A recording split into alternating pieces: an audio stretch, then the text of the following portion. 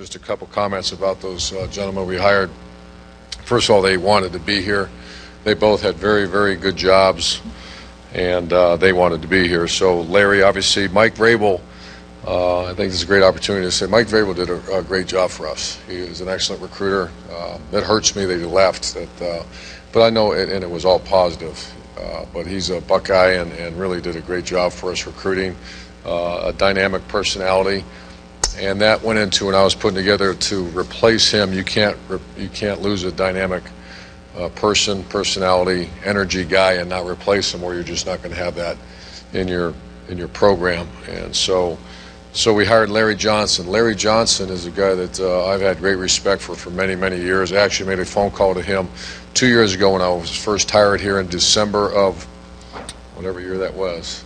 I called Larry.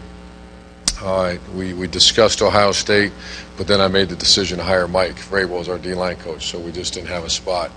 And then this year, actually Noah Spencer's dad called me and said, Larry would like to talk to you about a position. This is right after Mike took this position, and the communication was great. We went and met in Indianapolis at the convention, and it was a no-brainer on our end, and Gene Smith approved as well. So he's been everything that I thought he would be, spending time with him on the road, and had an impact as far as recruiting already. And then Chris Ash is charged with, he's got a serious responsibility, and that's to improve our pass defense. He'll be in charge of the entire back end of our defense. He's going to coach safeties. Coach Combs will continue to coach corners. However, we're going to have one voice back there, and that's his responsibility to improve our pass defense. And obviously it's more than just the secondary, it's linebackers and everything, but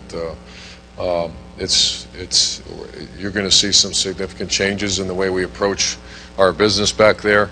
I'm going to be more involved than I ever have been, just to make sure that we get up to standard at Ohio State on defensive side of the ball, with emphasis in pass defense.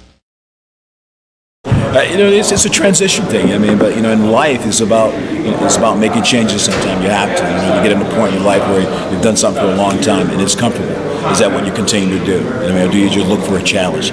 It was the first opportunity for me because a new staff is coming in. I've probably been the only guy on the staff again, and I just thought, here's a great opportunity. As much as it's going to hurt me to do this, I have to do this for myself to move forward. And once I made that decision, I've never looked back. I've been at peace. I've had some great relationship, and we'll still have this great relationship. But I'm at peace with myself because I know I'm doing it for the right reason. And it's not just a rival; it's a chance to come to a great university, play with be coached with a great coach, and have a chance to win a national championship. That's pretty exciting.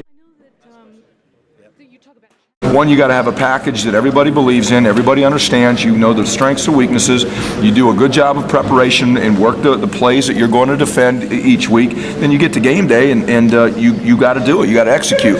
But to me, I always talk about the best defenses are the ones that are hard to beat. And why are you hard to beat? Because you're in the right spot. You're doing the right things over and over. You don't beat yourself. And if you don't beat yourself, you're giving yourself a chance to win every week.